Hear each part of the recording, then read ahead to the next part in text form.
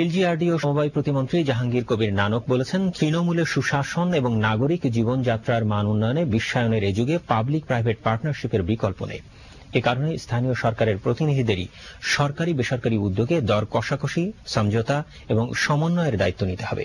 তিনি আজ এলজিইডি মিলনায়তনে পৌর মেয়রদের সংগঠন মিউনিসিপ্যাল অ্যাসোসিয়েশন অব বাংলাদেশের জাতীয় কনভেনশনে ও নগর উন্নয়নের ভবিষ্যৎ পরিকল্পনা শীর্ষক সেমিনারে প্রধান অতিথির বক্তৃতায় কথা বলেন।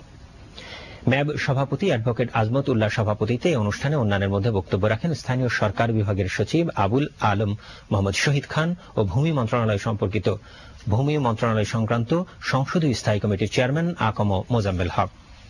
প্রতিমন্ত্রী বলেন, পৌর এলাকায় আইন শৃঙ্খলা পরিস্থিতির উন্নয়নে পৌর পুলিশ বিধিমালা 2012 প্রণয়ন করা হচ্ছে।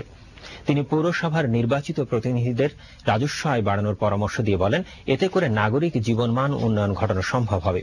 তিনি ম্যাবের 16 দফা সুপারিশমালা গুরুত্বের সাথে বিবেচনার আশ্বাস দেন।